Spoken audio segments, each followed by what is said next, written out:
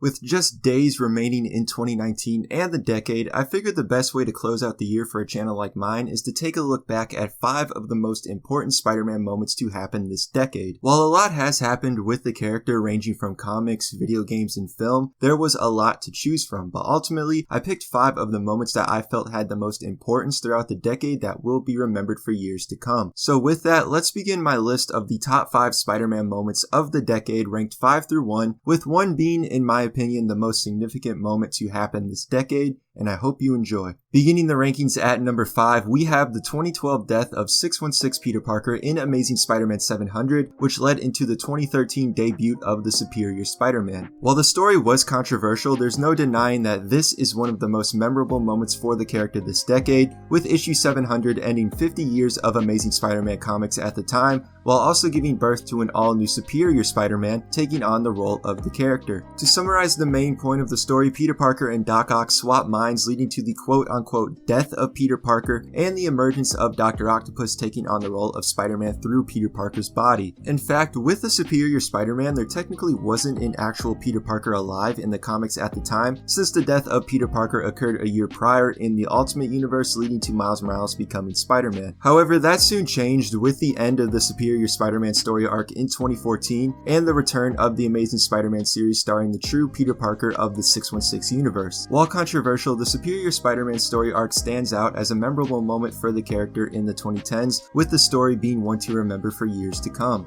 At number 4, we have the release of Spider-Man PS4 in 2018. Not only is Insomniac's Spider-Man the best Spider-Man game to release in the 2010s, many view it as the best Spider-Man game of all time, and I would agree with that. Prior to the game's release, the last really good Spider-Man game was Web of Shadows in 2008, and to be honest, if it wasn't for this game, the 2010s would be remembered as a terrible decade for Spider-Man games. Throughout the 2010s, we had Shattered Dimensions, which was a decent game that spawned the Spider-Verse craze today, but missed free roaming, which is a must-have for any Spider-Man game post Spider-Man 2. Edge of Time released not too long after, but was a downgrade from what was Shattered Dimensions and considered one of the worst Spider-Man games. Then we had the 2 Amazing Spider-Man games. While the first had a decent story, it failed terribly at the open world experience, and do we even need to discuss how bad the TASM 2 game was? Spider-Man PS4 not only saved Spider-Man gaming this decade, but it's now considered by many to be the best Spider-Man game of all time, with the sequel having a lot of expectations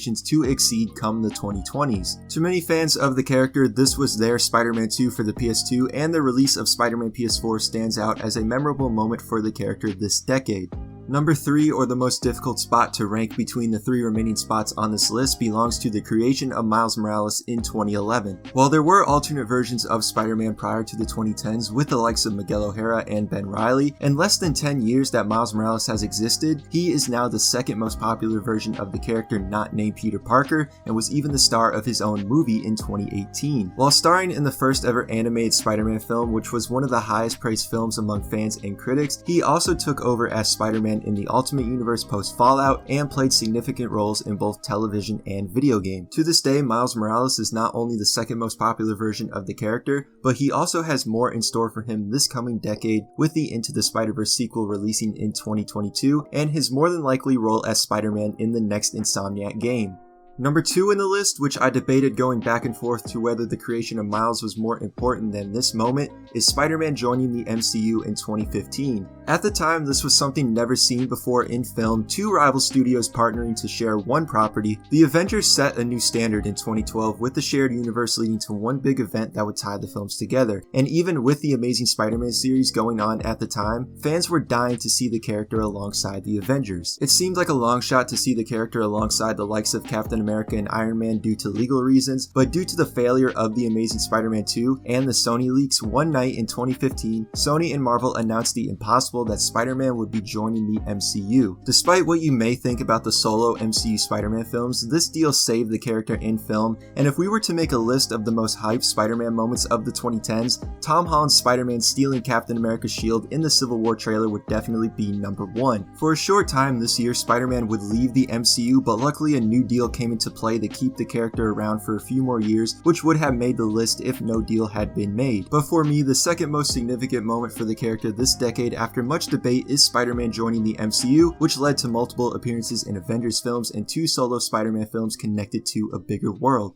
Finally, the most important moment of the 2010s for the character of Spider-Man, in my opinion, is without a doubt the 2010 cancellation of Spider-Man 4, leading to the 2012 reboot of The Amazing Spider-Man. This is the most important moment for the character this decade since it played into multiple other events leading up to this day. Without Spider-Man 4 being cancelled when it was, there would be no Amazing Spider-Man 2, which would ultimately fail and force Sony to reboot the franchise again into the MCU, and there would most likely be no Miles Morales since the inspiration for the character came from an online campaign to cast Donald Glover as the next Spider-Man for the 2012 reboot. But even with Spider-Man 4's cancellation playing into two other factors from this decade, this was something that came out of nowhere, canceling a successful film franchise in favor of the fastest reboot in Hollywood history. The Raimi Spider-Man films were my first exposure to the character that play a big reason in why I'm here making this video, and the franchise is still loved by millions to this day that would have loved to see Spider-Man 4. Even 10 years later, fans are still hoping Sony pulls off something magical and brings back Sam Raimi and the original cast for one final film,